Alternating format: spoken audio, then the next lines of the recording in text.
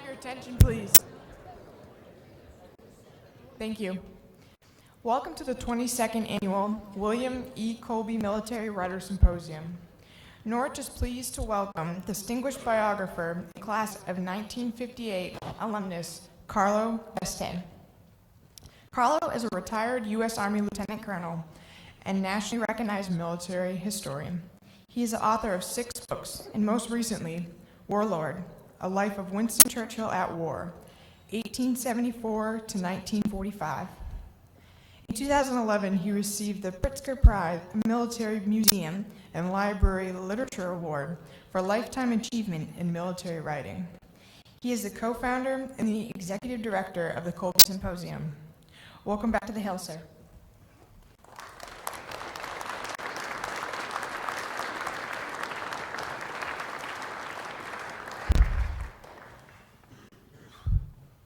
Good afternoon, everyone. I'm delighted to welcome you to the 22nd year in which Norwich hosts the only program of its kind offered in the more than 4,000 colleges and universities in this country. We bring this event to the university each year as a celebration of military writing and ideas that we hope will enrich your knowledge. 100 years ago, last Thursday, the United States became a participant in the greatest conflict the world had ever seen. It has been said that we entered the war on horseback and left flying airplanes, the first step en route to the transformation of the United States into a global military power. Despite its terrible cost, World War I spawned the great advances in technology and innovation that shape our lives today. It also resulted in the long overdue right of women to vote, all of which and more is why we bring you this program today. This event could not exist without the leadership of President Schneider and a team of nearly 24 extremely dedicated and hardworking people here at Norwich that bring you this program each year, and that includes a number of student volunteers. In particular, I want to acknowledge Lindsay Lord, who has been instrumental in organizing and producing this year's program, and our Norwich program director, Professor Travis Morris, who will take over as executive director starting next year. On a very sad note, last summer, we lost one of our founding donors who did so much to make the Colby possible. Richard S. Schultz, class of 1960, had 3 great passions: his family, public service, and Norwich University. He was the personification of everything that Norwich has exemplified since its founding. Throughout his life, Dick gave back to the university in a myriad of ways that ranged from serving on the Board of Fellows, mentoring prospective students, and being a dedicated supporter of the Colby. All of us who have had the privilege of knowing Dick Schultz are better people for it.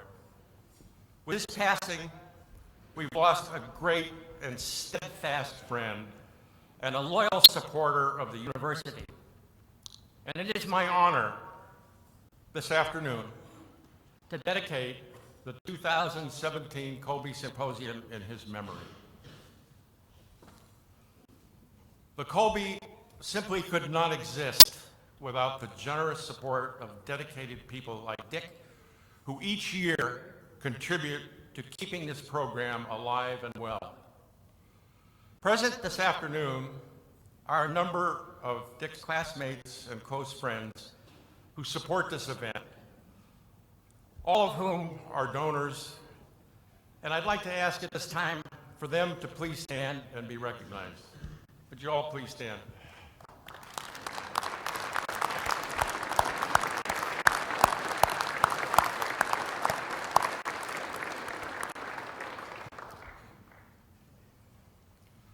Each year, we present the Colby Award to an outstanding first work of fiction or nonfiction that has made a major contribution to our understanding of military history, intelligence operations, or international affairs. The award, which will be presented at tonight's Meet the Authors dinner here in Plumley, carries with it a $5,000 honorarium through a generous grant from our partner and longtime supporter, Chicago's Tawani Foundation and the Pritzker Military Library, Museum and Library. Our 2017 Colby Award winner is here with us this afternoon as a panelist. And I want to take this opportunity to recognize David J. Barron, a distinguished jurist and professor of public law at Harvard, who has written a landmark book about the future of American democracy in the conflict between American presidents and Congress over the way the United States goes to war that has existed since the founding of our nation. David Barron.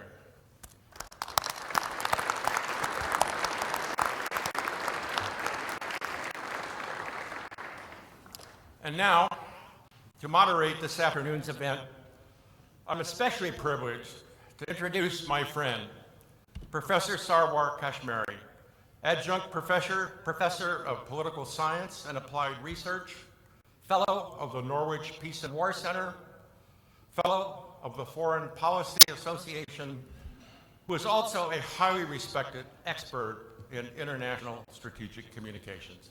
Sarwar, Joe.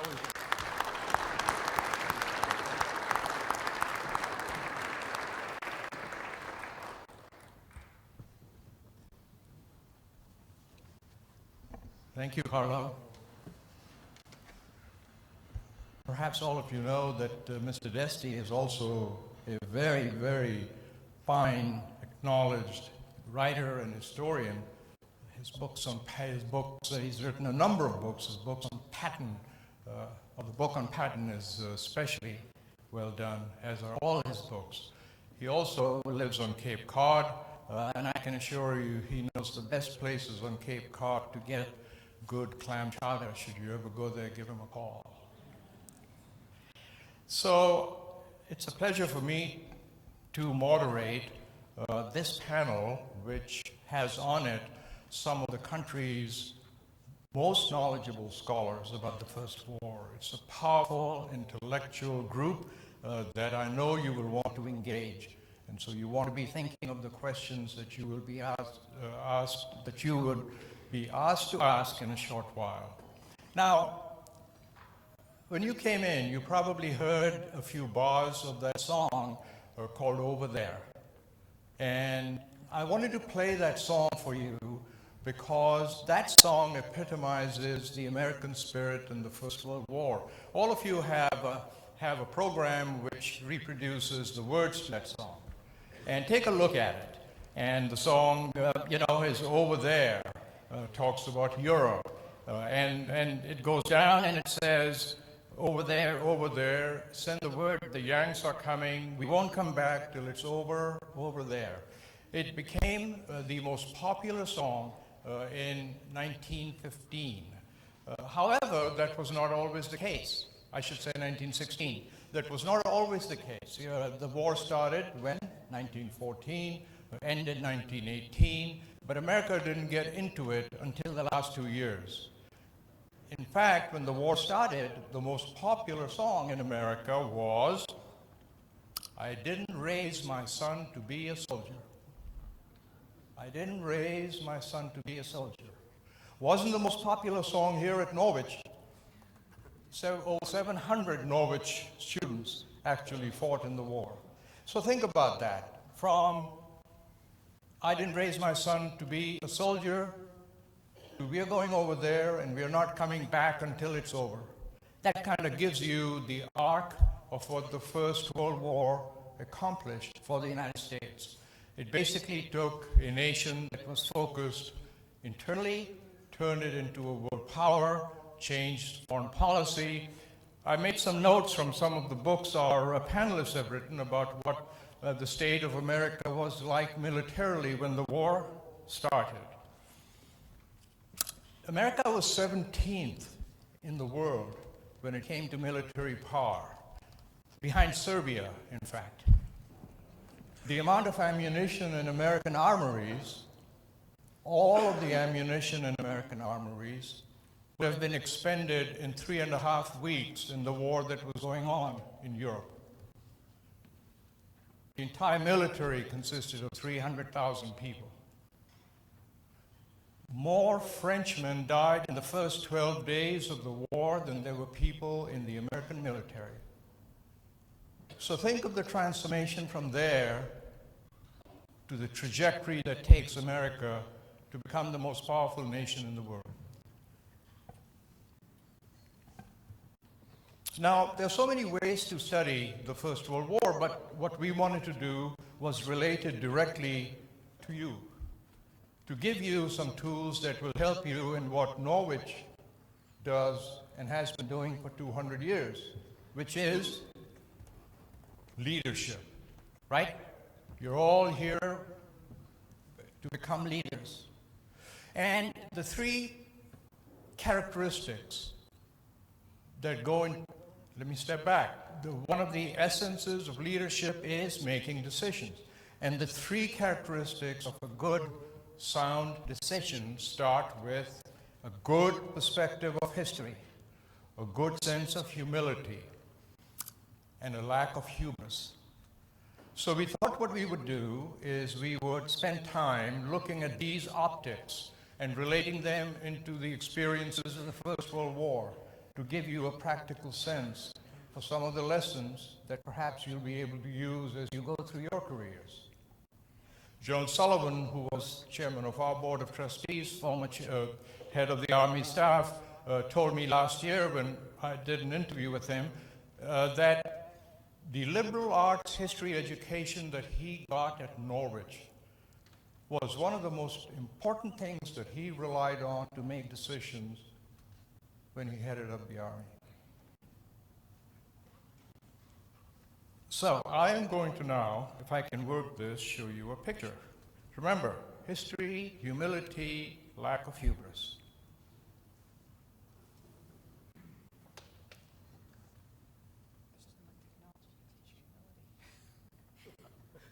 Help.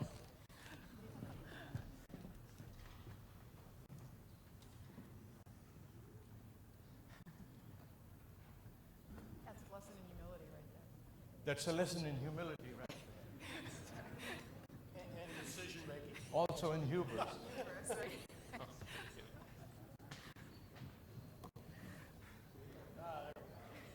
All right. Can you all see that? Should we dim the light? This is not the Corps of Cadets on Halloween. Take a look at this picture. This is London, 1910. It's the funeral of King Edward VII. King Edward VII. The decades before his death was some of the most resplendent in Europe. Champagne flowed throughout the continent. Coffee houses of Vienna were full. Emperors, monarchs ran their empires, kingdoms throughout Europe. Their colonies kept them rich. It was a world that they thought would never end. Never end. It turns out this was the last time that all of these worthies would gather together. How permanent was this world?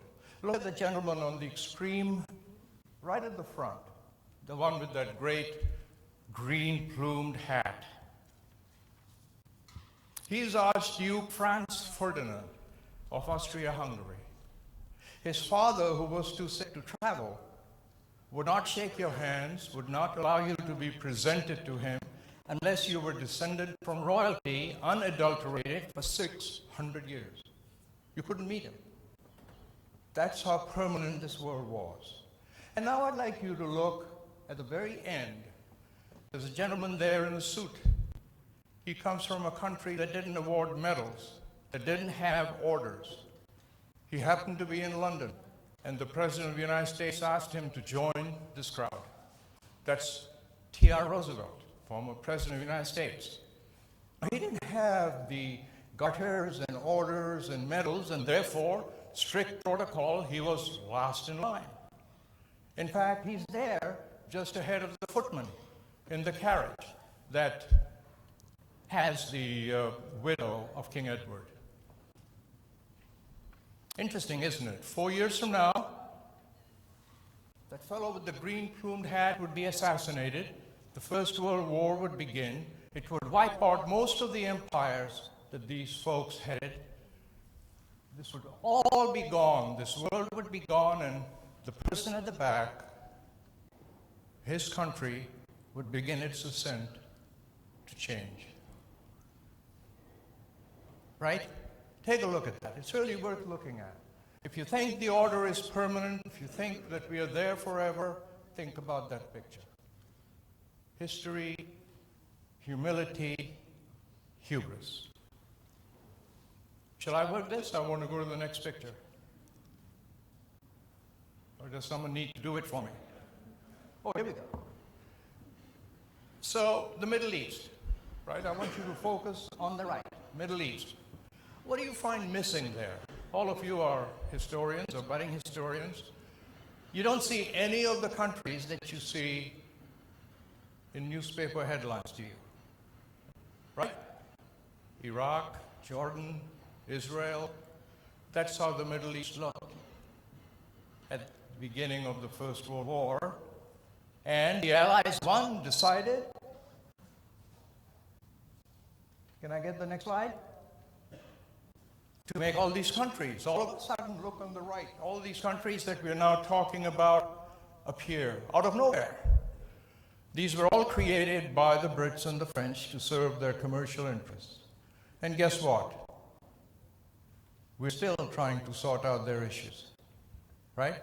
The Arabs have not had a chance to run their own show for 500 years. The Ottomans ran it for 300, the Brits and French ran it for 100, and here come the Americans. History, humility, hubris.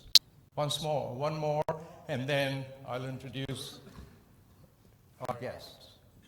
And you can go to the next slide.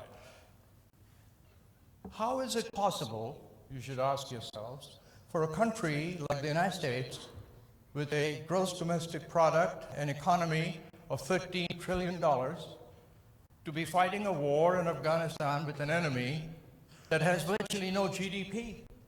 The Taliban, and not be able to prevail. How is that possible? What is the message that comes out of it?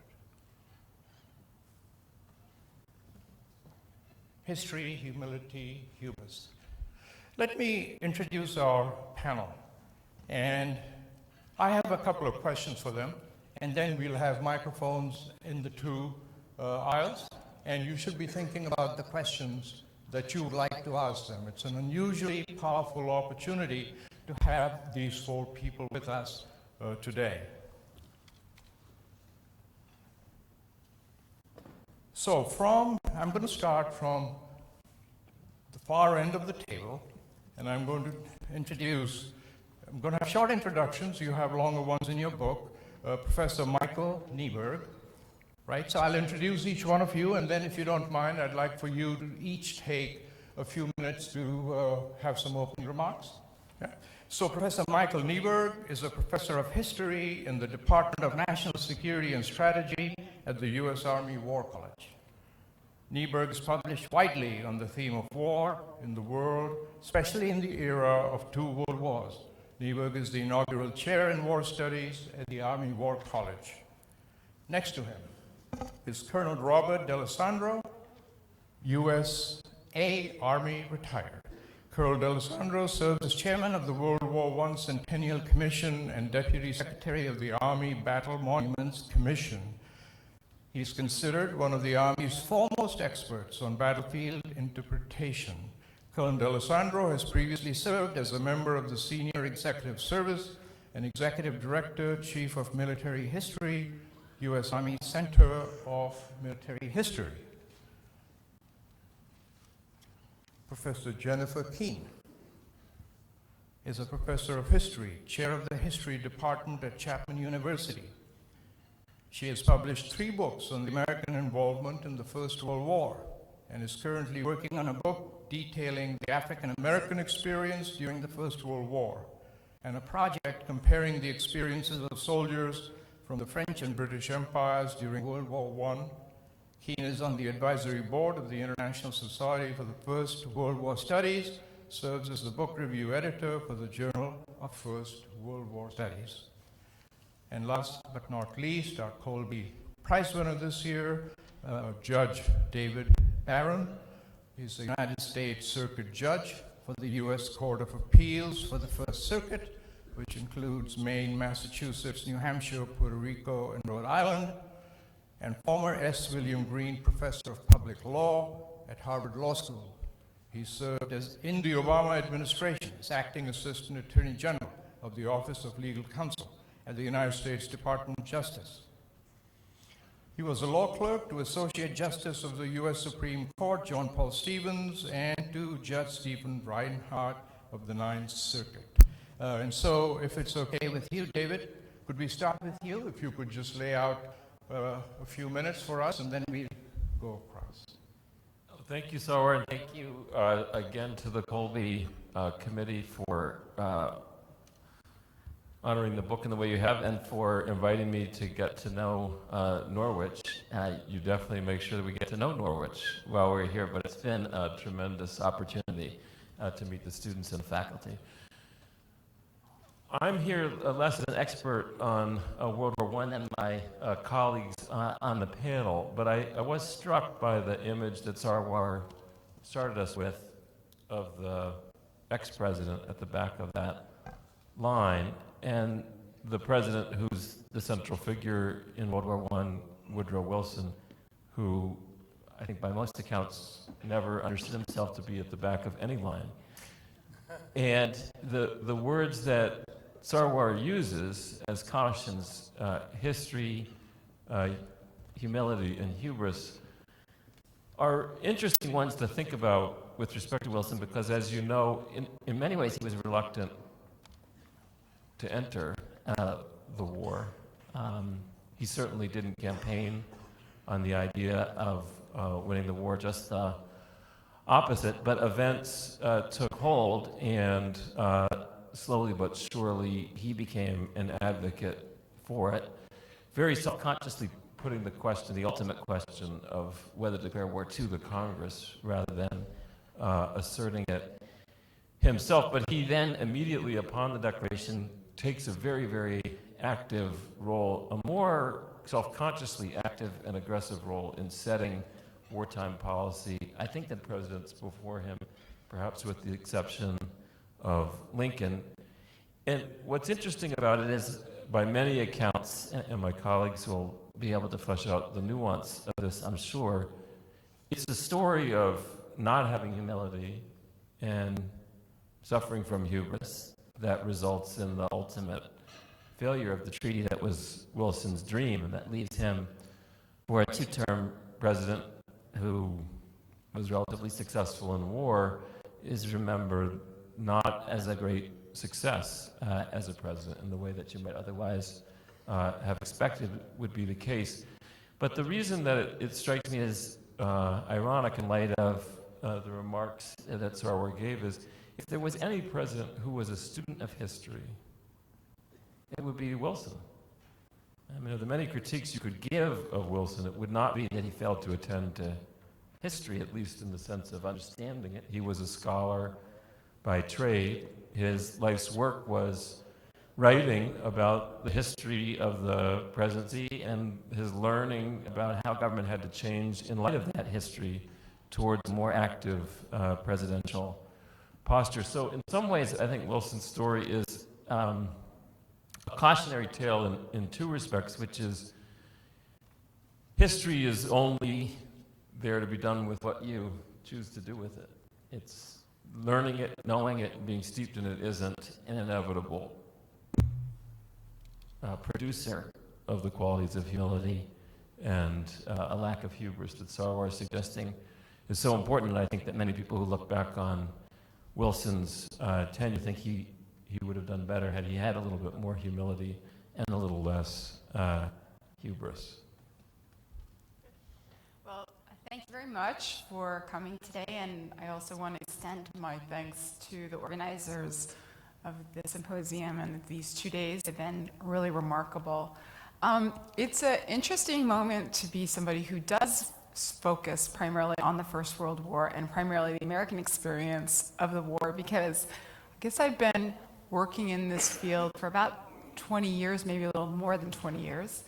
And at the beginning, I was really lonely. I was really literally almost by myself, because when I started, nobody cared about this war, and nobody really cared that much about the American experience, which made it a great dissertation topic, because you're always looking for something new to write about. But when I would then want to talk to other scholars, I didn't find that many people were interested. You should have called us. I went to Europe, so I started going to Europe, and there you start talking to British, French, they're very interested.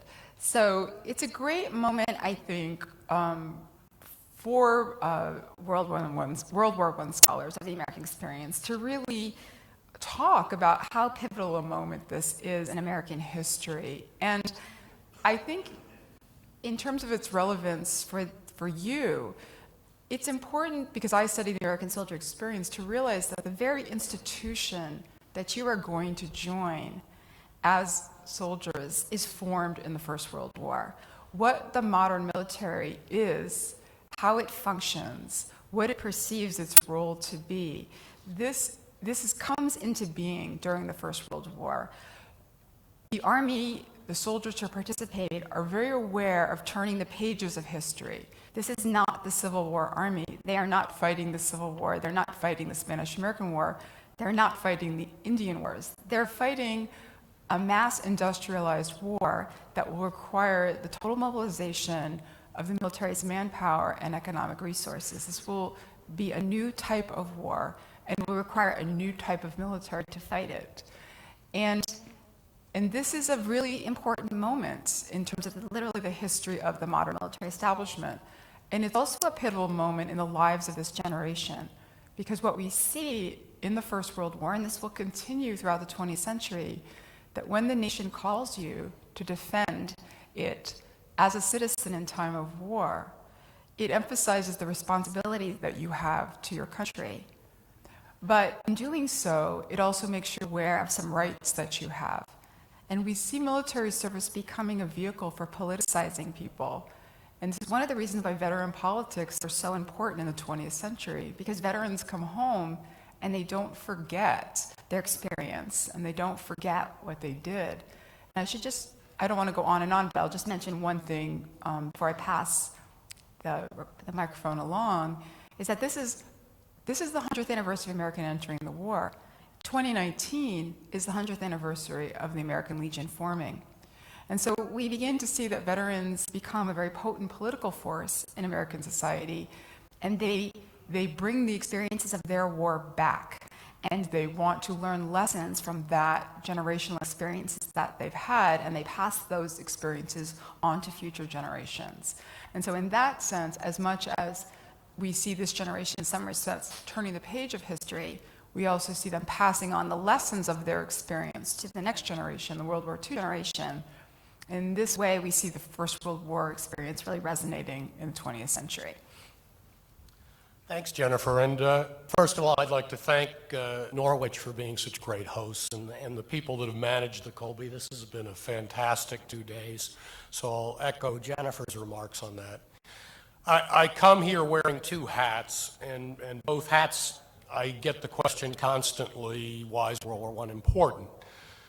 In my role as acting secretary at the American Battle Monuments Commission, we care for those who are still on duty in our cemeteries overseas across the world, in France and in Africa and in the Pacific. And it's sacred duty. And so we care about World War I because of that. But in my role as chairman of the World War I Centennial Commission, we as a commission desperately care about the education of Americans relative to the importance of World War I. So I was one of those people, with the two people to my right and left, my colleagues, who early on were very interested in World War I, and I always get the question, why do you care about World War I? World War II is so much better. Big bombs, big armies, bad villains. It's got everything. But World War I is probably, in my opinion, the most important moment in America's history for a couple different reasons. Socially, it changes the way we look at race and gender. Politically, it draws the nation back together following the Civil War and then tears it apart. You already mentioned militarily, it creates our modern armed forces. That all springs from World War I. And it makes people in this country mindful of the idea of pulling together and fighting a common enemy, or opposing pulling together and fighting an enemy that doesn't matter. It breaks the long-standing tradition of no entangling alliances. The charts that you always see of the Central Powers and the Allies, that's exactly what we didn't want to meddle in across the Atlantic, and we were blessed by an ocean to keep us away from that. So I think that's all so important for you to understand as future leaders. I want to say one more thing, because I'm not going to go on endlessly about the million reasons why I think that World War I is important, but I think to all of you, your generation has so much in common with this generation. This generation bridged a 19th century America to a 20th and in some cases 21st century America. And I would challenge you to find another generation, you might be it, that will see the changes that this generation saw. You live in an age of super information. They lived in an age where anything was possible, where medicine was making incredible inroads, where travel was changing from a few miles from where you were born to hundreds of miles, thousands of miles. There was a telephone, there was a car. The point was made that these people would recognize, believe it or not, both a Civil War army and the army you will serve in, if you serve in the army. Air power. These are all aspects that make a millennial generation that we are familiar with, the generation that bridged the Gilded Age and our modern era. So we need to pay attention to World War I in so many ways. And I'll pass the mic to Mike. Thanks. Centennials are weird things. I think Jennifer and I, as we've gone to Europe and the US and Australia and all the great places we've gotten to go to me they're kind of strange. On the one hand, it is fantastic to have groups like all of you focusing on an event that we think is important for all the reasons that you've already heard. On the other hand, we think the event is important no matter what the anniversary is. So there is some concern that we have that once this period of centennials is over, that people are going to say, well, we talked about that last year, and we're not going to be interested in anymore. And as you've already heard from all of us, we think this is foundational. We think this is absolutely critical. That said, I think the centennial has really raised a number of important themes, and I want to talk a little bit about, very quickly, about three of them. The first is this question that historians always come up with that we call periodization. So how do you date the First World War? Most people would date it 1914, which seems to make a logical sense, and would end it in 1918.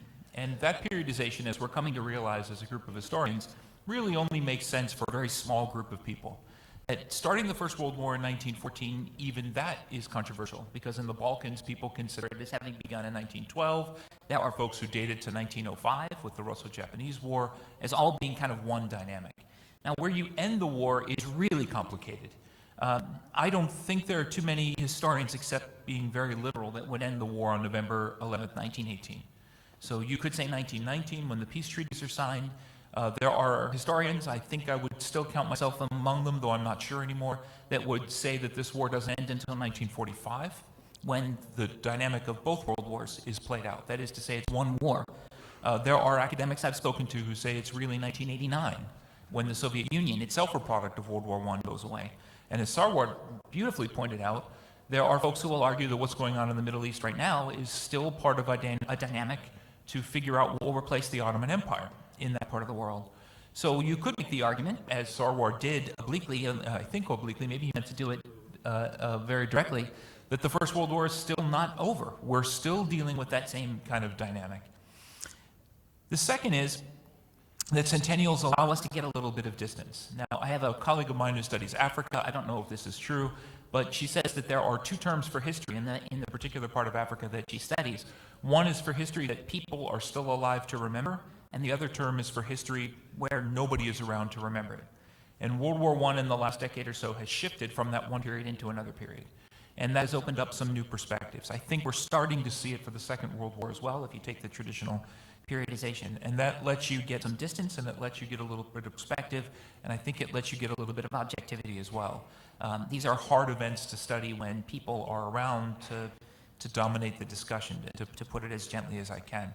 And third, and I'm going to look to Jennifer a little bit on this too, because she and I studied at the same place under the same dissertation advisor, there's an opportunity to study new methods of historical analysis. And one of the most important that Jennifer and I both worked under was a methodology of history called social history, among which was the assumption that you have to look so-called bottom up. It's not enough just to look at what leadership was doing. You have to look at what societies were doing. And more recently, as Jennifer and I have both been involved in the International Society for First World War Studies, that you can't study the First World War through one national lens only. It was an international and global phenomenon that requires you to think internationally and requires you to think globally. And I think that process has produced some new questions and some new answers.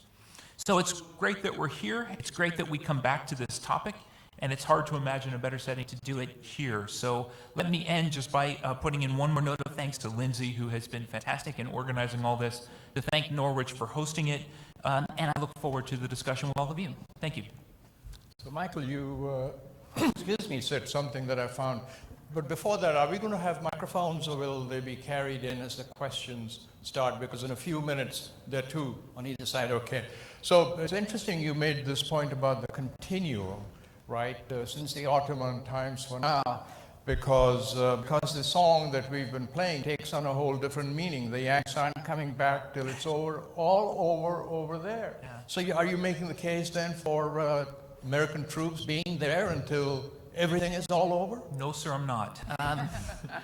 And let me make clear, my remarks are my opinion only, not those of the United States Army, as I'm sure that'll cover both of us. That'll cover both of us. No, but I think it does speak to unintended consequences. It speaks to the ways in which wars do this. Wars, you think you're solving one set of problems, but you are in fact creating others. And the First World War is an excellent case of that.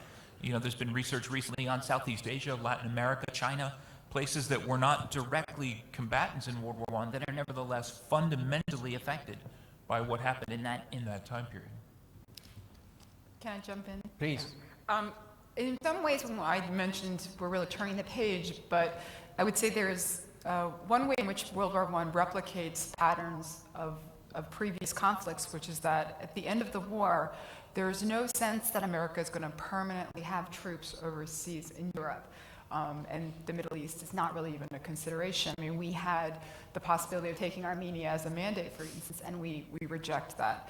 So the idea of you create this 4+ million man force, and then you go back to the small peacetime army that you've had before, this happens. So we demobilize, we send everybody back, and even though the army's hopeful that it can get some kind of universal military training program instituted by constantly harking back to the point of how unprepared we were, that does not fly politically in the 1920s and the 1930s. However, it's also important to realize that we do not forsake Europe. We find other ways to stay involved in trying to mitigate the worst effects of the Versailles Peace Treaty, and we do that through diplomacy, we do that through money, we do that through being part of the conversation. And so we are in a kind of transitional moment, not to the point where we're going to have a permanently large peacetime military establishment, but definitely moving in that direction and realizing that this ocean is not just a barrier, it's also a highway. And we're going to have to be aware of that in the future. So Jennifer, I have to make a comment about that because it was something I was talking to one of the classes about. It's interesting that even in World War I, Americans and the British in particular tend to look at the ocean as a superhighway. The Germans are a great example of somebody who doesn't, and they look at it as an obstacle. There's all kinds of people who've written on this and why the maritime tradition is not there.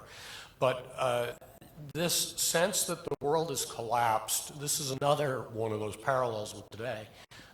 People in World War I of the period, and especially in the post-war, feel like the world has suddenly gotten smaller, that these events are all linked, and you made a great point about this creating new problems. We were talking about it before. The problem with the statement, Wilson, I might as well open the can of worms, Wilson's 14 points and the one that you always hear about, self-determination of peoples and nations. The problem with that is that some people, some places, take that exactly the way it's supposed to be. So this is our opportunity, particularly in the Middle East, of getting what we wanted for hundreds of years.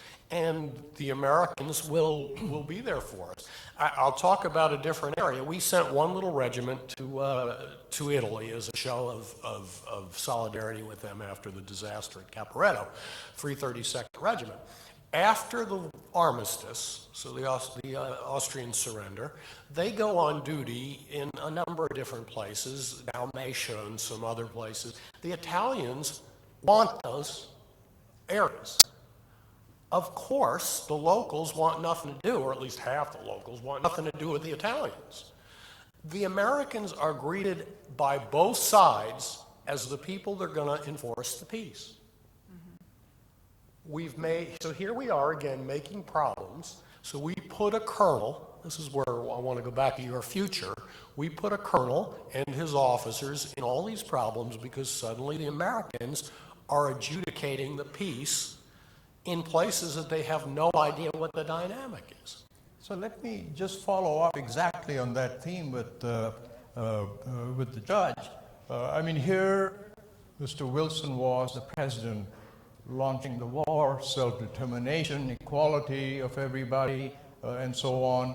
But then we roll into Versailles, and when the Japanese and the Chinese come up and say, hey, you know, we've been colonized and aren't we equal? He said, well, I didn't really mean to say that, I'm paraphrasing, but this really only applies to the Europeans, to the developed people, and all of you folks who live out in Asia, you know, we'll talk about you another time. And that kind of sets the seeds for what is. So what I wanted to ask you, if you could have a shot at this, is that the U.S. at that time was living in a very divided society, right? There were continuous lynchings of black people, and Mr. Wilson didn't say anything about that. Women who were protesting the wars were beaten by mobs and then locked up in jail. Newspapers were prohibited from publishing pictures that would oppose the war. How did the country reconcile this by sending people over to clear up the mess there so that it would be equality for all and all of the good things? How do you think that played in the courts and amongst the people? I know it's a tough one, but I think it's important for these people to know how that happened. Well, it's a deep question. So, there's a, going back all the way to the founding of the country. How could a country write a Declaration of Independence and have it written by a person who held slaves? Right. This ability to have two reconcilable thoughts simultaneously by persons in a position to have their thoughts actualized, which cut out a large number of people. It's a long-standing story, not just of this country, but any country that professes ideals. I think it's endemic. That's endemic to the notion of a more perfect union as opposed to a perfect union, which is built in with some understanding of the limits of the perfection. But it does call to mind a feature, that Michael's phrase is evocative that war solves one problem and then creates others. War also solves or creates a set of problems, but it also finds solutions unintentionally too. And out of the dynamic of any great change, the seeds of some other understanding of rights and opportunity come about. The crackdown on dissent breeds a culture of resistance to dissent, resistance through dissent that becomes institutionalized, respected. The First Amendment protections at the time of the First World War bear no resemblance to what they become, partly out of recognition of excesses out of that era. So there's a learning process in the opposite direction, and of course the movement towards a greater appreciation of civil rights and an organized civil rights movement, as much as that era is a time of incredible trauma for the African American community through lynching and the like, it's also the beginning of a resistance movement that's organized in a way previously it hadn't been. So there's two features to all of these. So it's a lesson for all of these students here that when they're called to make a decision, that it will never probably be a perfect environment in which to make the decision, that they need to take a look at what's around them, have some hubris, but make the decision based on what they see. Yeah, I guess to me, and this is a theme, I think, of everybody's remarks about, and it's very resonant, at least for me, with a conflict that's this long a duration and this complicated with this many players in it, which is that decision-making is sometimes mistakenly taught as making a decision. But you won't experience decision-making in that way. It's a series of many, many decisions, each decision producing another opportunity to have to make yet another decision, and there are ways to reverse course, and there are ways to correct mistakes, and there are ways to cope with the problem that arises from having decided it one way. It's not as if any of you in a position of leadership are just given a decision to make, and that's the moment, and we hope we make it well. It's, are you a good decision maker for the myriad of different decisions that arise, even when you make them badly? Because the capacity to compensate for the mistake you made earlier is a critical one, and there's certainly features of American history through World War I that suggest that there were compensating efforts for some of the mistakes made. So I'm going to ask each one of you to have a short answer to this question, but a couple of thoughts I'd forgotten to mention earlier. Professor Neiberg has written very elegantly about some of the methodologies that we use to change American opinion from we don't want to go over there to let's go over there and not come back till it's all cleaned up. And some of them had to do with the press, and some of them had to do with posters. And I would urge you to take a trip to the Sullivan Museum if you've not been there, because we have some fine examples of those posters that scare people, that help change people's minds. I think you'll find them very instructive. The other thing is, some of you might know about this PBS program, The American Experience. They've started a 6-hour series on the First World War this Monday. I've watched about 40 minutes of it, and it's really, really well done, so you might just put that on your thing to do. And my last question before we open it up, so please get your questions ready for each one of you, is the White House National Security Council is the highest body that the President of the United States looks to for advice on national security issues. So if the National Security Council were to ask each one of you to come in for a few minutes and give them your thoughts based on your understanding of history, especially of the First World War, and these themes that I've tried to lay out of history, humility, and lack of bravado. If they ask you to give them a couple of bits of advice, and I'll start with Professor Neiberg, what would you tell them? Sure, start with me. Give me an easy question. I think, I deal with this question a lot at the Army War College. How do we teach people to think historically? And what that has to mean is something more than understanding what part of France Patton served in. It has to have, there's got to be something more to it than that. And so one of the things that I try to teach my students to think deeply about is to think of history not as bracketed events, and I'm going to come back to that issue of periodization, but to think of it as a very simple concept, simplistic concept, but to think of historical events as a time stream. There's an event that came before it, there's the moment that you're in right now, and there's where it's going to go downstream. And so when you're thinking about what you want to do policy-wise and security-wise, think about where you are in that time stream, and what are the events behind you that are going to influence it, and how is it going to influence the way that things are going to go forward. And the second thing that I try to work with my students on is to think carefully about historical analogies. It's really, really easy to say, I want to do X. Here's historical case Y that backs up my way of thinking. Therefore, it justifies me doing what I want it to do. And what I try to get my students to do is to understand that that's a dangerous way to think about history. And that what you need to do is look at historical analogies in all their depth and all their complexities. Call in people who know that area and time period if you have to. And then look at the ways that an analogy is strong or weak. And yesterday, we talked a little bit about this in one of the classes that I was in, that people have made this analogy that a rising China is like a rising Germany pre-World War I. And the declining Great Britain pre-World War I is like the declining US now. And that since the one period produced war, the next period will produce war. And I think that's just an awful, brutally terrible historical analogy for the very simple reason that China isn't Germany. You can stop right there. But there are books and articles and blog posts written about this, and it can become a self-fulfilling prophecy. If you believe that those are the conditions that create conflict, it can lead you to believe that you're in an era of conflict. And you may be, but the historical analogy isn't the reason.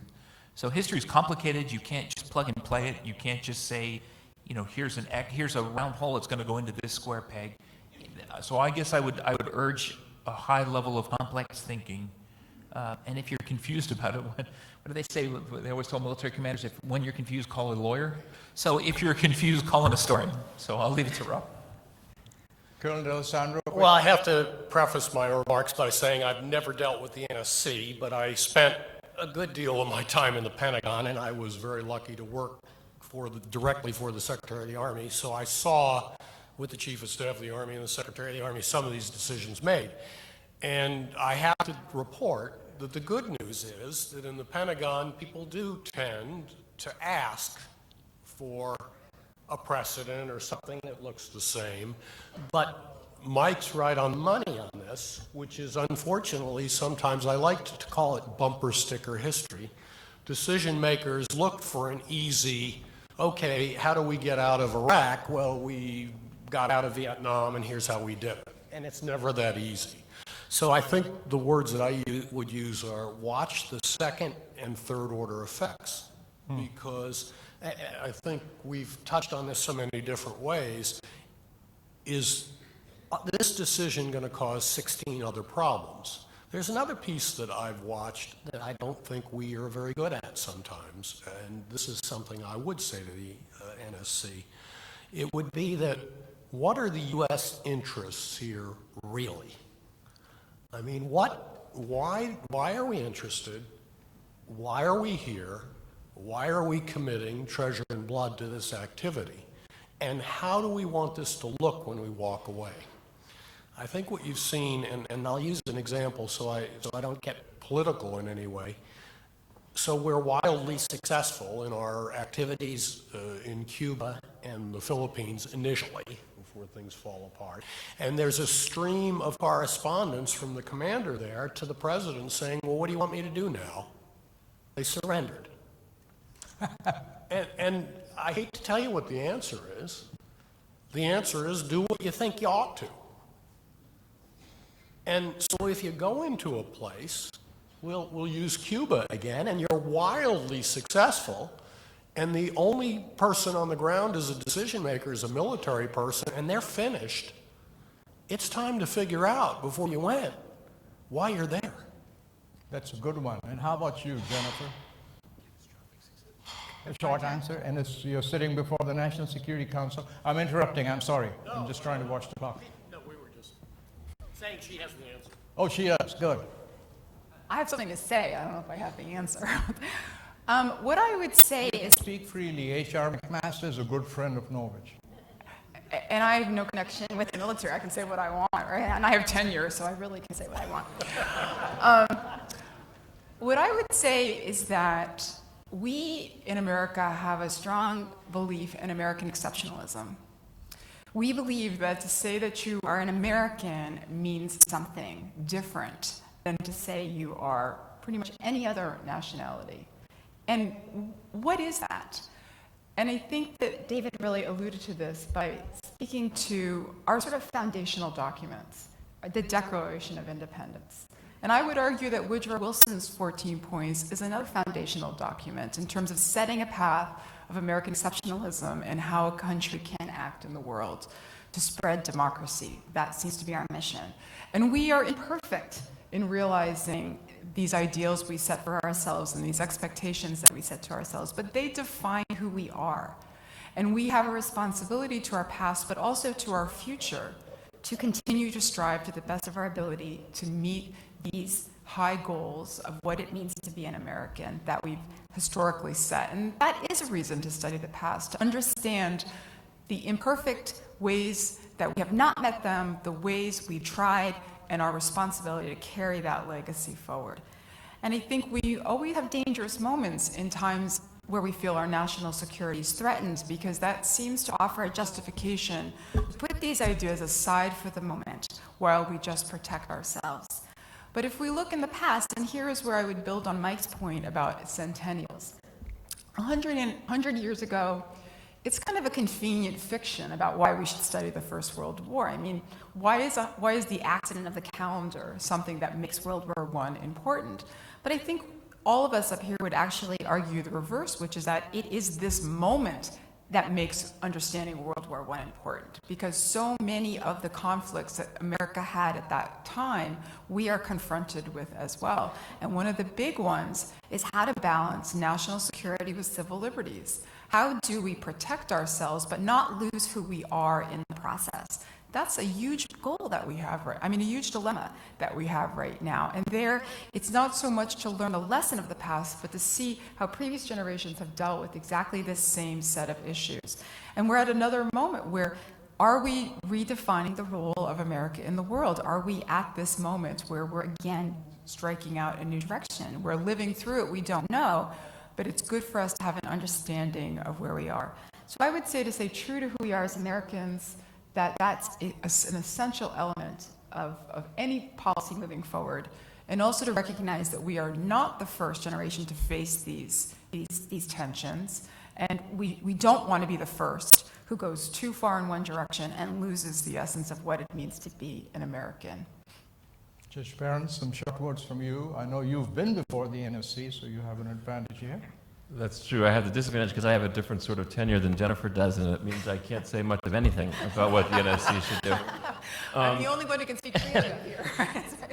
But I guess I'd just, going back to this idea of what use is history to you. All of you are studying history here at Norwich, and how do you think about it? And I guess I have in my head two figures, two moments, one from Wilson himself, and then the other, a different president, Truman, who confronted the Supreme Court over a conflict in which the use of history became central to the way it was decided. So for Wilson, as I mentioned, was a scholar of history, and he took lessons, and I think in some ways maybe made some of the mistakes Michael was suggesting.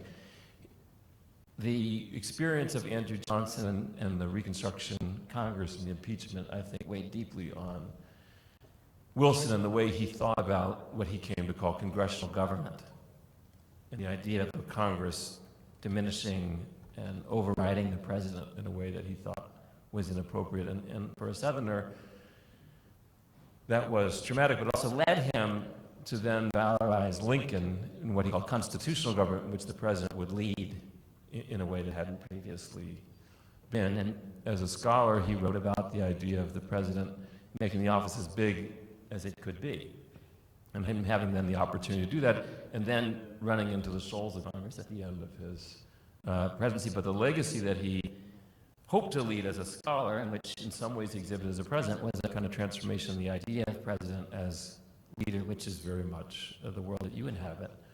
But on the other side of that is Truman at the end of or in the midst of the Korean War, when he seizes the steel mills, as some of you may have learned. And he seizes them because he says that we need the mills for purposes of wartime production. He's challenged very much in the spirit of Jennifer's remarks, which is you can't take on these foreign governments as authoritarians and totalitarians and then exhibit some of those same features of dictatorial behavior at home. And it comes to the court, and there's a challenge as to whether he has the authority to seize the steel mills or not. Justice Jackson, writing along with another members of the court, they strike down the president's action in the midst of an ongoing war when he's made a claim that this is an absolute emergency. And he stands down, and the effort to seize the mills is rejected. But what strikes me about it is the opinion Justice Jackson writes, in which he decides, having been Attorney General for Roosevelt, so being very much understanding what dilemma the president faced, canvasses the whole of American history in his opinion to try and figure out what's the answer. Can the president seize the mills in the middle of a war or not? And what he says very candidly is, I've looked at all of it, and I cannot make heads or tails of it. He says, trying to figure out what the answer to this is like asking Joseph to interpret Pharaoh's dreams. There's no there. And yet, he got a direction from it. There's no direct historical analogy. He got a sense or a mood that this president was pushing things too far at that moment, and that the court needed to correct it in some way. So I just end with that. Okay. No, go ahead. Just keep it low. It's 1915. Italy's joined the war on the side of the Allies, and I thought we'd hear the then famous tenor Enrico Caruso sing the same song that gives students a chance to line up to ask questions. And remember, professors have no humility, no lack of bravado. They ask people to get up and ask a question if they don't volunteer. So come on, gang, let's ask questions.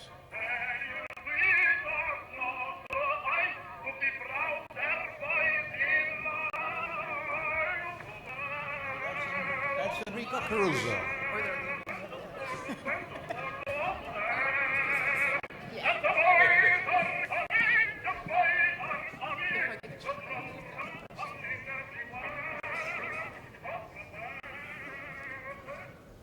Thank you. All right.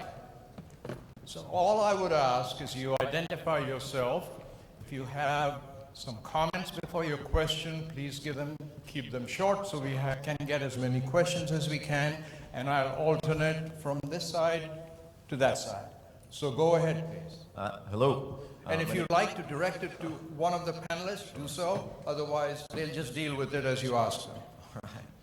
My name is Peter Case. I'm a third-year cadet and a Studies in War and Peace major. I'm going to open this up to the panel. We talk about decision-making quite a bit. Do you agree with President Wilson and General Pershing's decision to refuse amalgamation? Amalgamation being putting the relatively inexperienced and ill-equipped American troops into pre-existing British and French units, and therefore creating an independent expeditionary force. Okay, so I'm your AEF guy. So I want to say one thing. Amalgamation, of course, is got two pieces to it. He argues that he doesn't want to put U.S. troops under foreign command.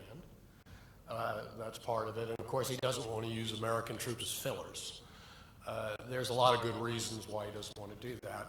Before I say whether I agree with him or not, one of the good reasons is that the War Department has been watching what's going on in Europe. They've sent a couple of different crowds over there. In fact, Leonard Wood goes over there at one point on his own, does a little bit of spying for the United States. And what the general view is that the British have used a lot of Commonwealth troops for things that are perceived to be dirty jobs that have cost high casualty rates. And so just that alone, and I'm even divorcing myself from how this would play in the United States if we just started filling French and British formations, New Zealand formations with Americans, that causes it to have a bad taste in about all the officers' mouths, if you will. So having said that, and I definitely would agree that he made the right decision, I would not have put green troops. Remember that the basic training was accomplished in the United States. Training beyond that was to be accomplished in Europe. Throwing them into that with foreign troops would not have been a good idea. It wouldn't have played well at home. However, remember we did place plenty of U.S. troops in larger formations under foreign command during the war. So there's in fact an entire corps essentially under British command up the north end of the line. So yes, I did agree with his decision. I think it's very much in an American tradition of fight as an American outfit. And I guess that's all I have to say about that. Well, I would just say that also remember that 4 African American regiments were given to the French. There was, in fact, a degree of amalgamation, and for those 4 regiments, they were asked, and they wanted to fight, so they wanted to fight under French command because they wouldn't have had that opportunity under American command. And I would just say to Rob, the one thing to consider, because historians have raised this point, whether or not the high casualty rates that the AF has in the Meuse Argonne are part of that decision to not amalgamate, because it also means having to create supply structures, leadership, all these things that are hard to do in just 18 months. So I gotta come disagree back. with you about something. Okay, here we go. No, and a good point on quick the now. African American formations, but again, not individually as No, units. it's- But I will tell you that on the flip side of that, I'm going to agree and disagree. Pershing is not a fan of learning lessons on the Western Front. He really does, in many ways, come at this more like Ulysses Grant than a more modern officer.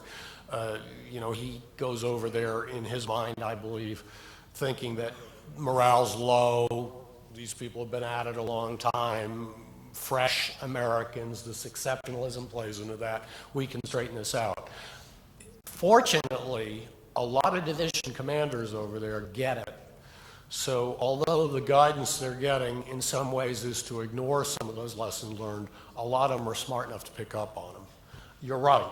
The green divisions that go in the Meuse Argonne are directly a product of people that are in those formations that have absolutely no combat experience.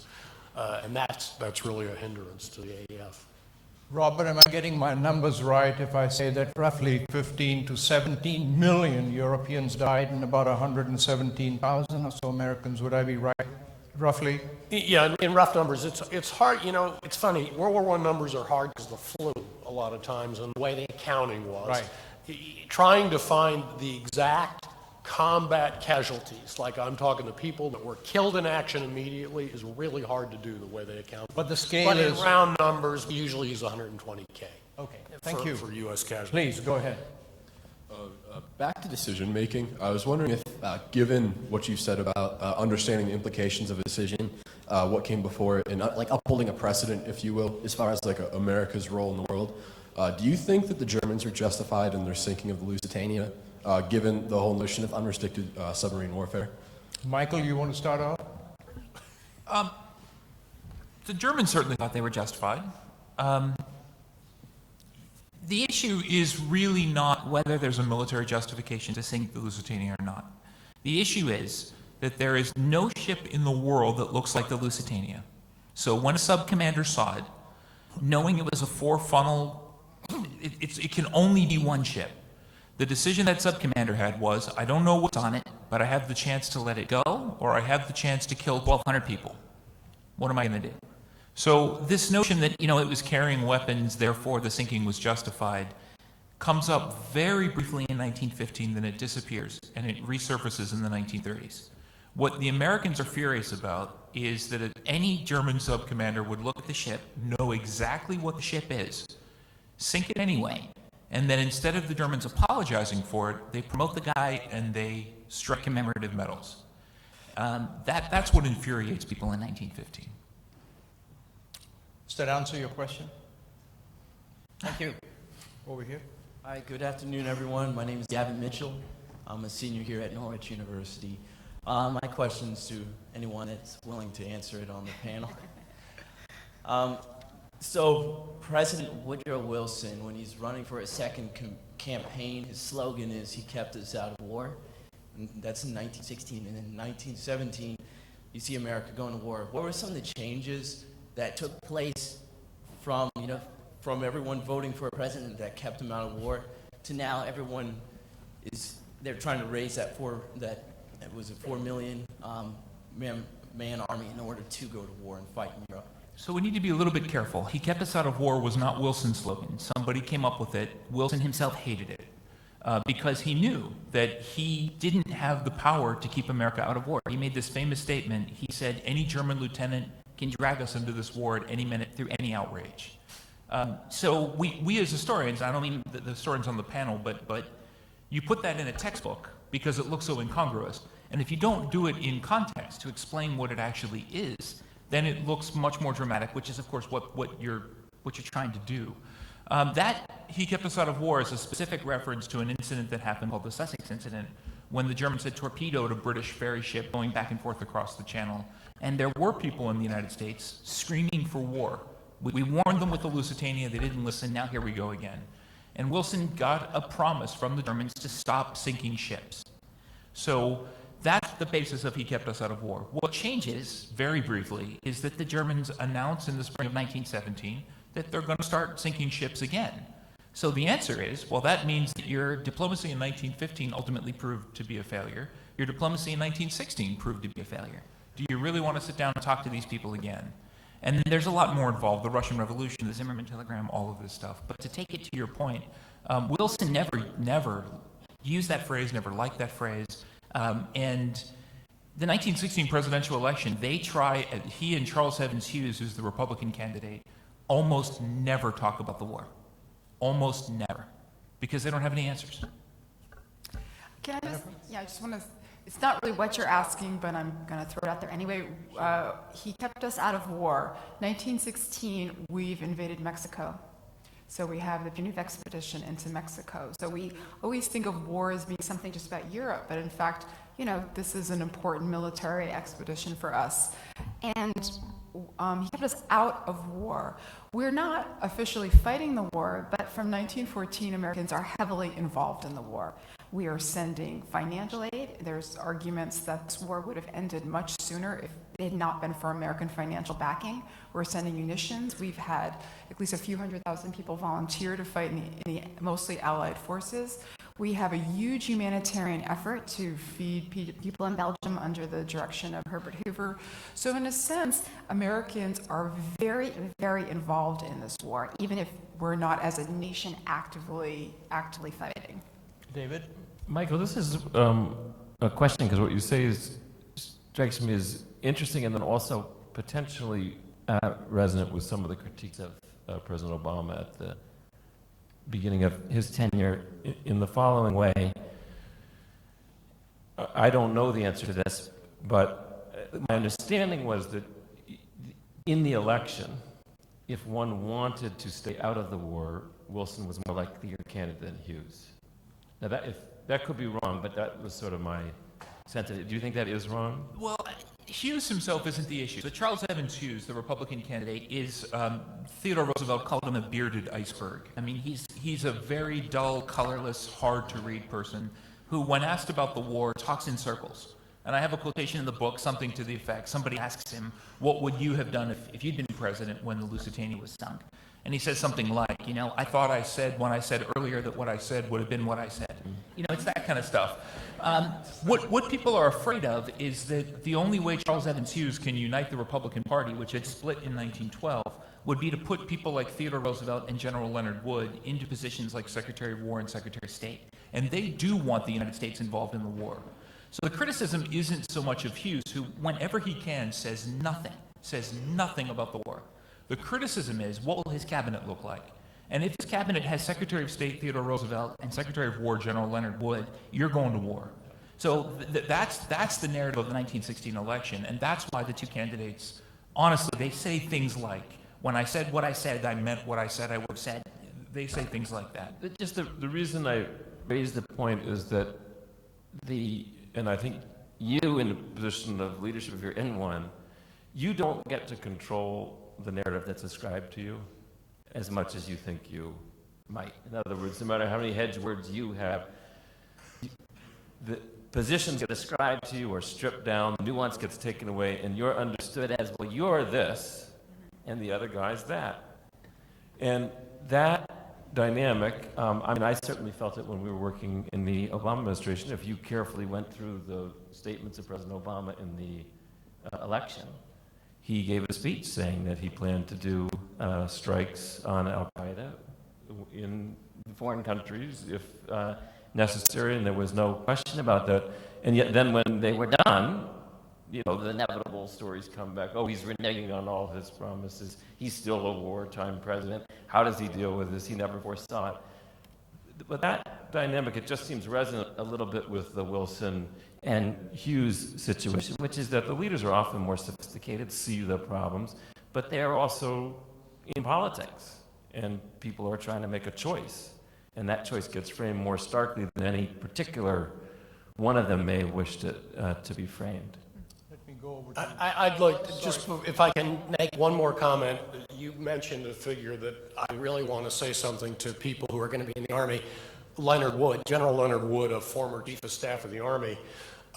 He plays very much into this narrative that you're talking about, and Leonard Wood, along with our intelligence services, are convinced that everything that's going on the Mexican border, you can draw a line back to Germany. There's a lot of reasons for that, but the short answer is the Mexicans aren't smart enough, good enough to pull off some of the antics down on the border, so they got to be Germany. And it turns out they're not. But if you think about that narrative that's building, you have a former Chief of Staff of the Army that says, we ought to be in this conflict right now. I ought to lead it. I don't do the job. And oh, by the way, the Germans are already picking at us on the Mexican border. So, please, go ahead. Good afternoon, I'm Ben Vull. I'm a first-year Air Force ROTC cadet, studies war and peace major. There were a variety of factors that led up to World War I, and I know now our country faces a variety of threats like Iran, North Korea, Russia, and the South China Sea crisis with China. So do you foresee another great war in the near future? Should we take a vote of hands? Look, I mean, it's history. Anything is possible and everything is possible. I mean, I think it would be silly to base U.S. defense policy on the assumption that a state-on-state war will never happen. I think it would also be silly. I think it would be very important for leaders to be cognizant of the ways in which small crises can escalate into big ones, and the ways in which that has happened in the past. Maybe I want to stop there, but yeah, I'll stop there. well, no, I mean, the two war college guys are going to do war college stuff. So another thing that makes your challenges a lot more difficult is, in some ways, it was the good old days when you had a Soviet Union and the United States, because the world is a lot simpler. And your lifetime has seen the rise of non-nation players on the world set. So we tend now, I think, to focus on the ISIS, the Taliban, that aren't state agents, if you will, and we've kind of lessened the role of traditional states. Back to what you said, traditional states still have a lot of power, and a lot of power, and they can act irrationally, we have seen lately. And so it's not, what the problem is now is we could have state-on-state conflicts, we could have state-on non-state conflicts that we're living through all the time, and so lucky you've got a wider palette to worry about. So yes, nothing's out of the norm. I would say this is an interesting question about how you understand history. So if you look at 1914 and you think about why did the First World War even break out to begin with, right? And you can kind of put roughly, explanations in three different categories. I mean, one is that there's an assassination attempt early in the day on the Archduke Franz Ferdinand. It fails. Two of his bodyguards are hurt. He decides to go visit them in the hospital. The driver takes a wrong turn. Princip happens to be there, pulls out a revolver, shoots him. So is history just based on contingency? In other words, the driver had known how to get to the hospital, we wouldn't have had the First World War. So the second sort of extreme explanation is, and it's still a popular one, I mean, we have a book, Sleepwalking into War, the idea that you had this alliance system, things kicked in, it was out of people's control, one thing leads to another, and before you know it, dominoes fall, and the world is at war. The sense that sort of structurally events, nobody's really responsible, it's kind of the way you've organized international relations. And then you have sort of the middle ground, which is that if you look at the countries and their decision-making process, back to leadership and decision-making, you just had this terrible confluence of terrible leaders making a series of terrible decisions all at the same time. And this, in a sense, brings about the First World War. And it's a really unsatisfying explanation for a social historian like myself, because we spend a lot of time as social historians really emphasizing the power of people, of movements, and of the ability of the bottom up to make change. But the sad fact is that in the First World War, in each country, there was a group of about 5 to 10 men who made the decision. And so your leaders really matter. It really matters who's in control of these governments. We shouldn't underestimate the ability of literally a handful of people in the world to make this decision for us. And that's maybe scarier to me than the idea that something might spiral out of control. We need to pay attention to who these people are. Let me go over here, but may I ask a favor? I see two gentlemen here, non-cadets. Can you let one of them ask a question, and I'll come back to you right after that. Please, go ahead. I want to mention this biography of the former U.S. Ambassador, William Berlitz.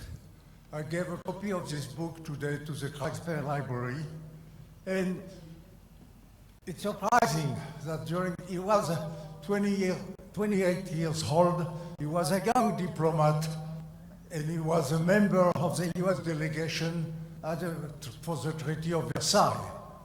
And with 8 others, the same day, 9 members of the U.S. delegation resigned in protest against the treaty. He returned then, and some were married with a family and lost their job. He returned to the State Department with President Roosevelt in 1933. He was the first U.S. ambassador in Moscow when Roosevelt recognized the Soviet Union. And then he was ambassador in Paris from 1936 to 1940. And he stayed in Paris, and he refused to follow the French government to Bordeaux. He stayed in Paris, and he saved Paris from the destruction. I was there, I was 19 years old, and for this reason, I have a special commitment to his memory. So, sir, your question is? No, I don't have any specific questions. So we'd like I want just to mention this, to mention about the treaty, you know. Okay. His position about not only him, but with 8 other young diplomats, their position at that time. So I suggest that you talk to the panelists right after the... Yes. So I can get on to the question, and then the cadet who sat down. Yes. Yes. Thank you for your attention. Please, go ahead. Yes. And then I'll come right back to you. Bernard, member of the community here. Wars change everything. What were some of the intended consequences and unintended consequences of World War I? The lights are going on all over Europe. We shall not see them relit in our lifetime. Thank you.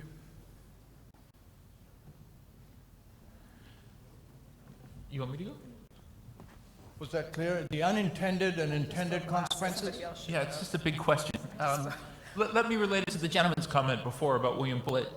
Bullitt was one of a group of Americans that did resign from the Paris Peace Conference. Bullitt made the great statement. He wrote a letter to his mother before he left the Paris Peace Conference. He said, "I'm going to go down to the south of France and I'm going to watch the world go to hell."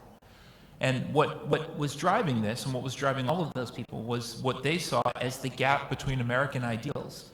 That is, the things that Wilson said the U.S. was fighting for, and then the backroom deals that had to get made in order to get the treaty written. And that's what drove Bullitt crazy. And the thing that sparked his resignation and many others was giving the Shandong Peninsula in China, which had been German before World War I, giving it to the Japanese in order to get the Japanese agreement on other points. In other words, giving an area that was clearly Chinese, no question about it, and giving it to another imperial state.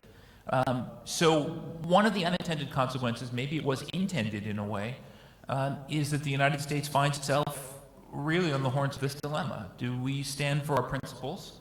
Do we fight for our interests? And how often do you have to compromise those principles in order to get things done inside the international system? And that's another reason why, to me, the First World War doesn't feel like something that's a century old. It feels like it's out of today's newspapers. And you know, I think one of the, I'll just follow up on that, we can go down the table, because one of the things I was thinking about for an intended consequence was that Wilson desperately wanted to help shape the peace. So if you send over that American expeditionary force in some form or the other, you can shape the peace, which became be careful what you wish for, because you may get it, which goes to your second part of the question, which is he was a hayseed when it came to the diplomacy of Europe. So those backroom deals, they didn't think were going to happen, but they sure did.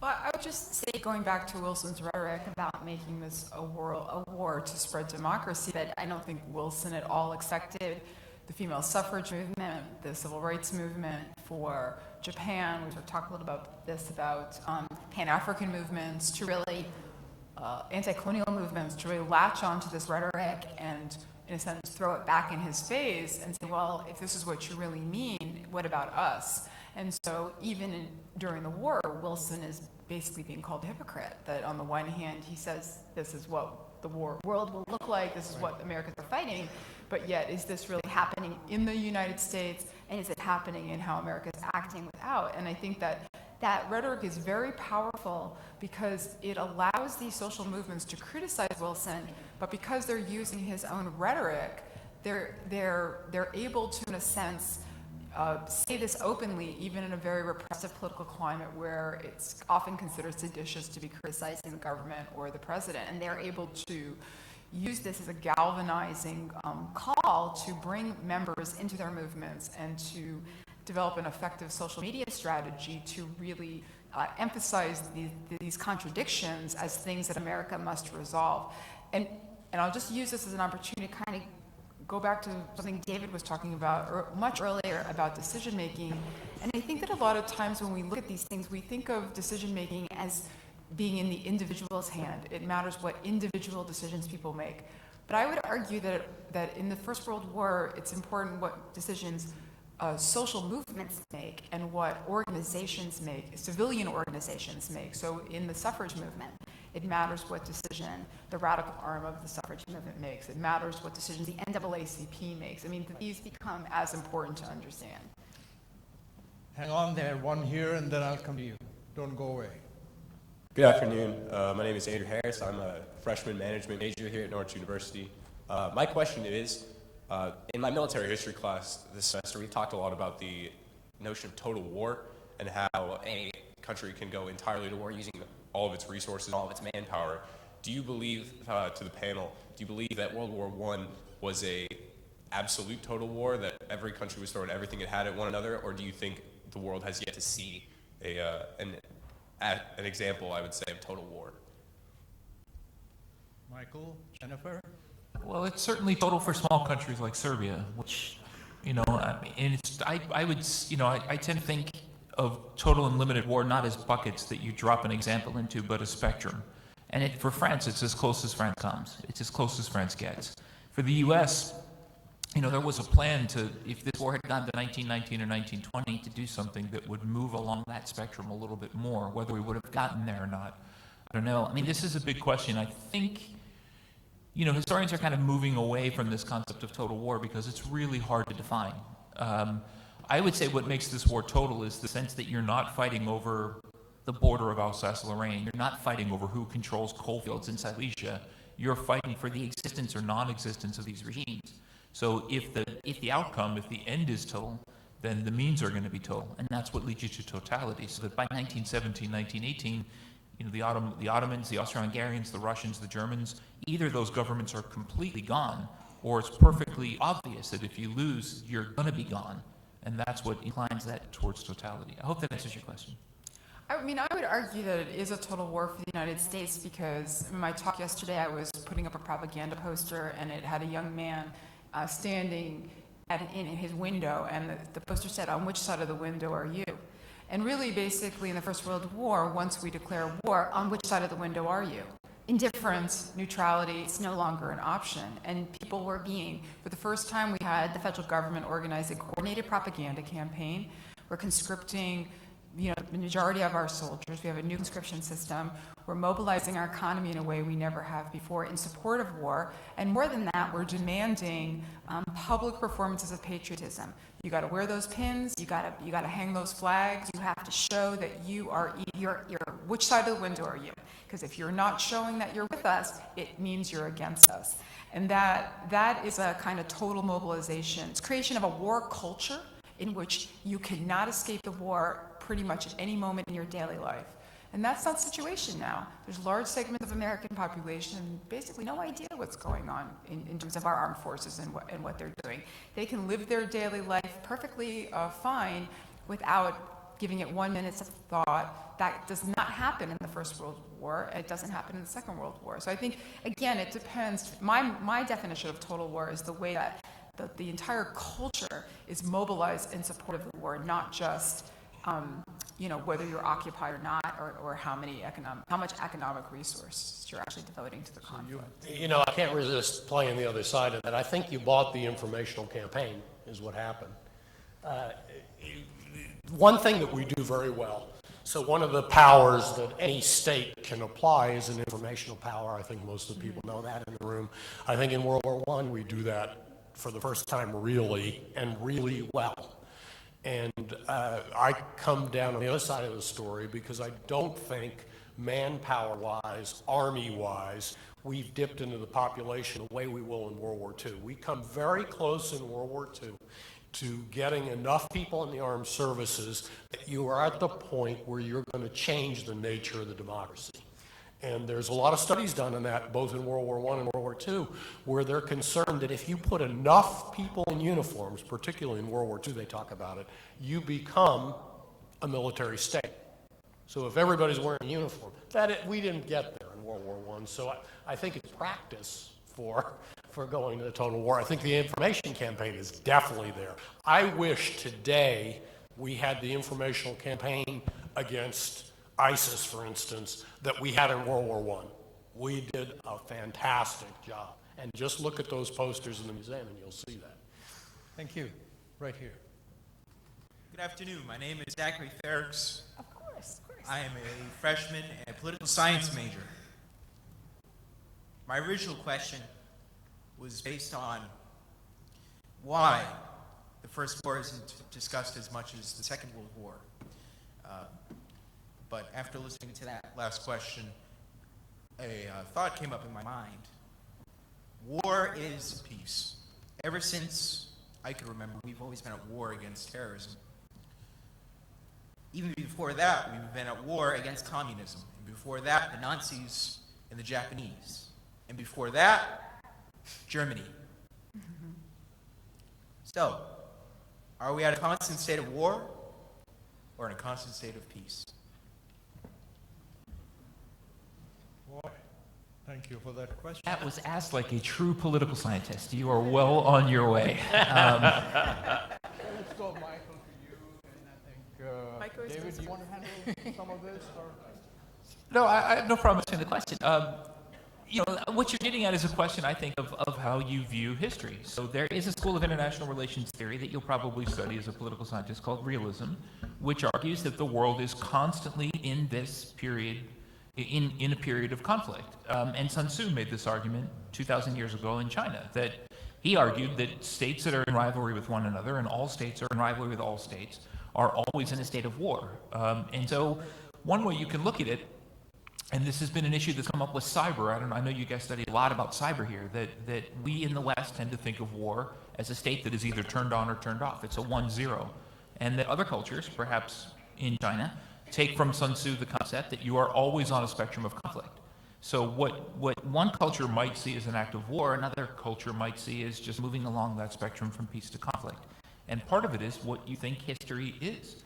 If you think history is a movement towards some perfect state, some more perfect state of peace, then you might tend to see things a little differently than the more pessimistic view that you just outlined there. That is what you outlined is a much more Sun Tzu kind of concept, that states are always in conflict to protect their interests, whether or not they call it war, peace, hybrid war, gray war, whatever it is, term that they use is irrelevant. They're always going to be in that state. So let me just throw one more thing in before I yield the floor, which is this concept of hybrid war and gray wars and all the things that you'll see in the news. They're just new terms for what historians have recognized have existed for thousands of years. So when you guys get into your military service and someone throws a brand new phrase like hybrid war at you, the first thing you should ask about it is, what is really new about this? And the answer is usually going to be not very much. So in the interest of time, I'm going to move on and let you ask a question. Well, I think David Thank you. I want to Well, make let me just say one thing. Sorry, hang on. One thing about it, to the, hopefully this is responsive to the question, and it's kind of a judge-like response, which is, why do you care about the term? In other words, what's at stake in that question if we denominate it as war and peace? And one reason to be worried about accepting, if there's an implicit suggestion, we're always at war, is that word inevitably conjures up a set of ideas and a set of politics around it, a set of ways in which the government has to organize itself that suggests the opposite of another set of images that would be conjured up of regular order, regular politics, traditional practices, etc. And the worry would be, and I think this is a problem in general with the way we use the word war now for so many, many things. It's a way of leading people to think we should be in an exceptional condition against sort of ordinary civics practices that we all learn in high school. And the danger is that if there's another term, which is a more legal term, which would be something like armed conflict or force being used. And that is being used often, frequently. But I think we can also confuse ourselves if we suggest that there's one continuous war. We wouldn't distinguish how they operate on the culture, on the society, from the Civil War all the way up through now, because the consequence of that is that that'll shift how you think about how our civic system can operate. Thank you. Thank you, Mr. Sala. My name is Anthony Shigilli. I'm a cadet in the Air Force Department. I know we mentioned air power briefly, so I'd like to try and change gears over to that really quick.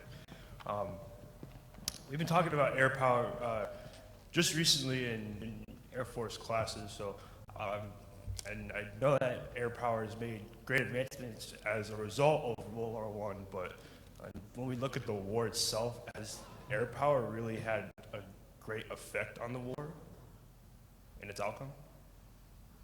So air power certainly did for a couple different reasons.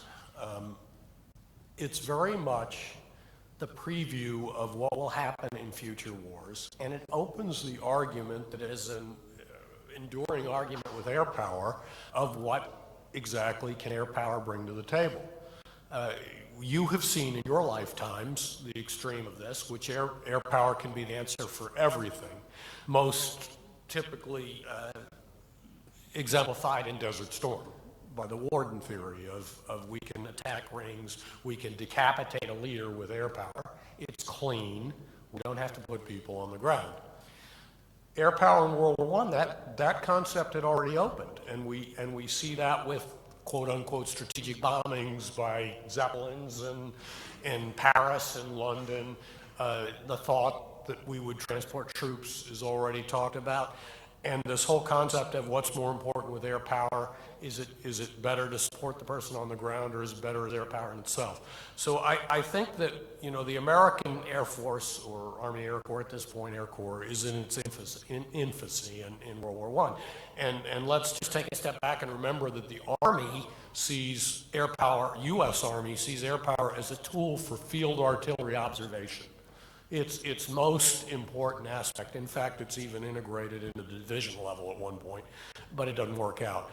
But it's important in World War I because it shows itself as a new tool, a new technology that does have promise. So yes, for that reason, it's an important aspect. Let me take this gentleman here. Good afternoon. I'm Adam Floyd, and Adam Floyd means me.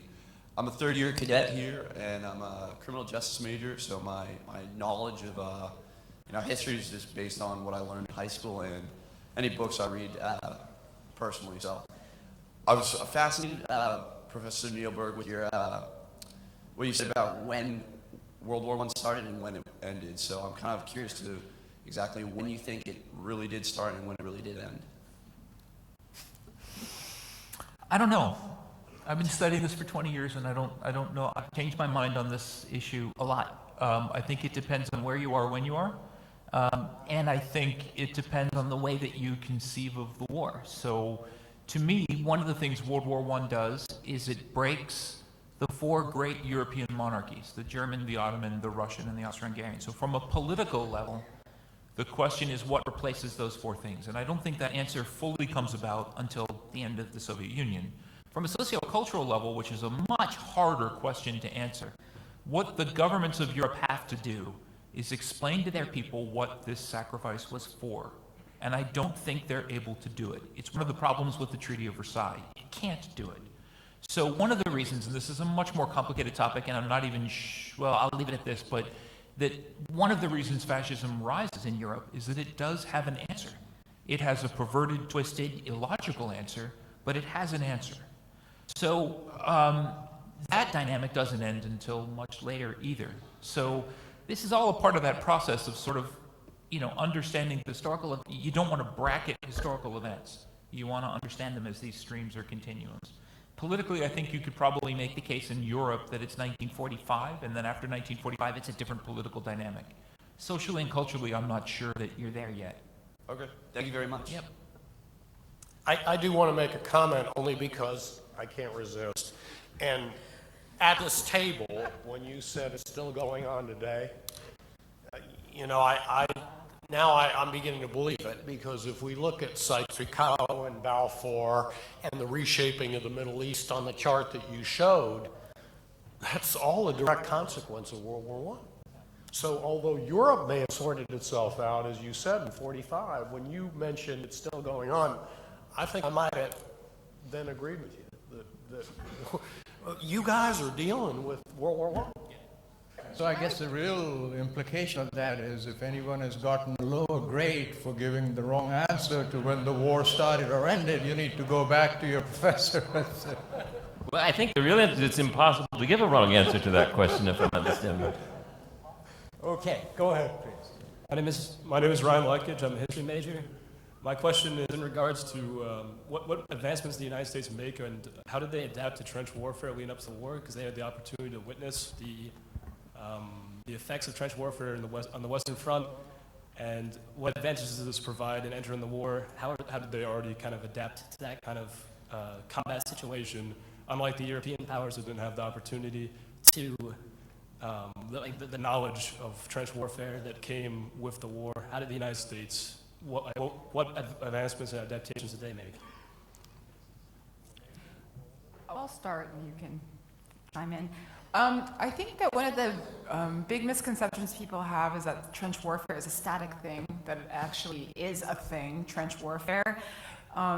If you look at the European experience, of course, they didn't expect to be in the trenches. And I was making a point in class yesterday that we have this idea of trench warfare as being extremely deadly form of warfare, which it is, but of course the greatest casualties in the French army in the first few months, which is a war of movement. They take 300,000 casualties just in the opening of the war. So this is actually this is a point about the Americans, because when the Americans come in, they believe, especially Pershing, that the Allies have been too defensive, they haven't been offensive enough, and so he introduces this doctrine known as open warfare, which is going to be, we're going to reintroduce the war of movement, we're going to actually push out of the trenches, and this is going to be a successful strategy. And in the training camps at home, this is what soldiers are indoctrinated into, this idea of a war of movement. Of course, not really recognizing that in 1914 this had proved to be very, very, very deadly way to fight a modern war. When the Americans go to France, of course, then they do a lot of training with the French. Almost every American soldier is going to spend some time training with the French, and this is where they're going to learn the tactics of trench warfare on an individual unit basis. And what they're going to be forced to learn on the ground in the Muser gun is that by this point, to go out of the trenches and move forward it's about combined arms. And so how do you integrate, somebody's just asking about the air power, how do you integrate air observation and strategic bombing with artillery support, with moving infantry forward? It's a very complex staff work that has to be done to make this go forward. And so in a sense, you see the Americans kind of fighting almost three different kinds of wars, in the sense that they do fight some traditional trench warfare, some open warfare, but mostly this idea of trying to figure out combined arms. And so I think we spent a lot of time talking today about the mistakes of the American Army, which are tremendous, but it's also quite amazing that in 18 months, America could go from 300,000 men to 2 million men in Europe, 1.2 million men involved in the Meuse Argonne campaign, and by the ending weeks of the Meuse Argonne campaign, actually fighting a very sophisticated kind of combined arms warfare. And so that did show, I think, a tremendous learning curve on the part of the Americans, and that is what will really carry forward in terms of doctrinal approaches moving forward. And the only thing I'd add, because this is right on the money, is... Oh, so I got an A. A plus. A plus. Only being an organizational nerd do I have to say this. By the time we leave Europe, we have gone from formations, regimental, brigade, division formations, that started with almost no artillery and purely infantry, to organizations that include heavy and light machine guns, air support, extensive heavy, light, and mortar artillery. So I would say that you hit it on the head when you said we went from an organization that was pure branch in the Army to a combined arms team. And that's the strength of what we learned in World War I. Thank you. The last question here, we still have a piece of business to finish, so let me ask you to go ahead, please. Thank you. I'm Cadet Bojan Miklaš from the Military Academy. General Mikhail Apostolsky is from the Republic of Macedonia. And I'm an exchange student for this semester. And being from the Republic of Macedonia and regarding the First World War opens a very broad field of questions for me, but I will ask only one. So, do you think that the Balkan Wars had any implication, any influence, or even strategical motives for the local forces on the Salonika front, or as we like to call it, the Macedonian front? And by local forces, I mean Serbian forces, Bulgarian and Greek forces. Well, let me just start by saying I've taught a couple of Macedonian officers at the Army War College, and they're fantastic. So you're in good hands, I think. Thank you. The Macedonian front for the Allies is one of these politically unintended consequences. It's aimed not so much at Macedonia, it's aimed at Greece. It's aimed at making sure that the Greeks have a pro-German king. I think he's married to the Kaiser's sister, and they have a pro-Allied prime minister. In putting troops in Salonika, the idea is to say, Greece, you're not going anywhere. You're going to stay with the Allied side. What it meant for the Balkan countries are all caught in this debate about whether their interests are better served by getting involved in the war or staying out. And if getting involved, which way should they go? And it's Romania, as you probably know, that has the worst experience in this by picking the Allied side, and then the German army just runs through it. So, the First World War in the Balkans, as Jennifer noted, that's not, except in Salonika, that's not really a trench war. That's a very mobile war, incredibly high disease levels, incredibly high mobility back and forth. And the legacy that it left, of course, for the Balkans is deadly. So to most, I think this is true, to most historians from your part of the world, they would start the First World War in about 1911 and argue that it's all sort of the same dynamic.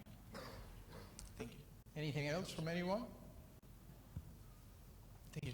Did that answer your question? Yeah. So what I'd like to do at this point, seeing that we're getting pretty close to the finish point here, I want to offer some thanks. I want to offer thanks to our Office of Communications for the terrific job they did in pulling this together. Lindsay, I know everyone's thanked you but me, so I want to thank you for that. And most of all, of course, I want to thank this really, really exceptional panel that we've had the good fortune to have with us now for 2 days. Professor Neiberg, Professor Dalessandro, Professor Keene, Judge Barron, thank you so much for being with us and really enlightening us. So let's show of hands for them.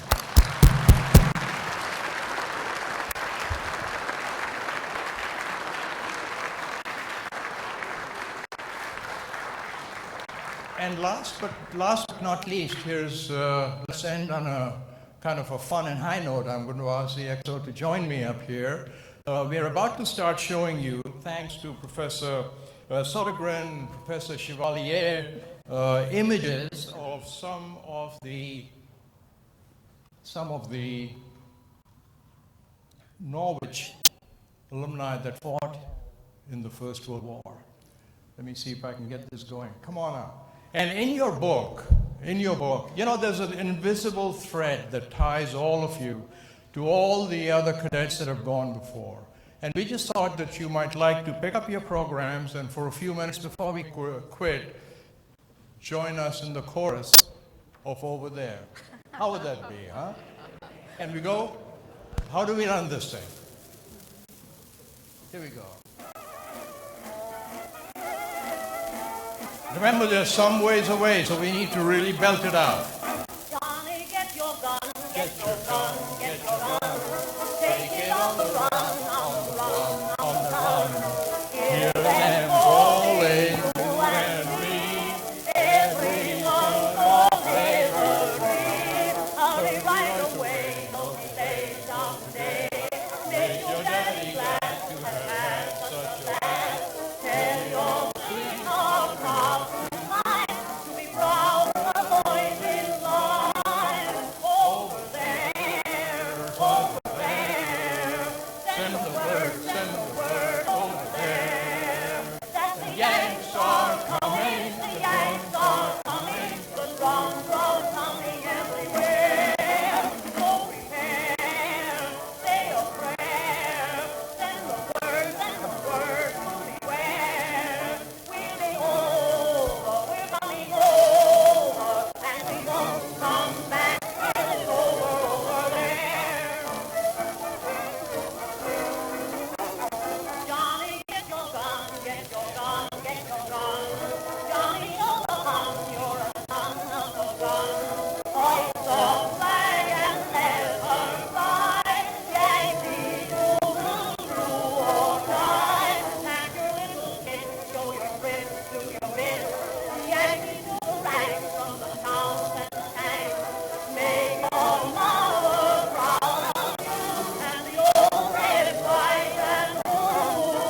Over there, over there. Send the word over there. That the daddies are coming, the daddies are coming, the drums are coming everywhere. So prepare, say a prayer. Send the word to beware. We'll be over, we're coming over, and we won't come back till it's over there. Thank you, gentlemen.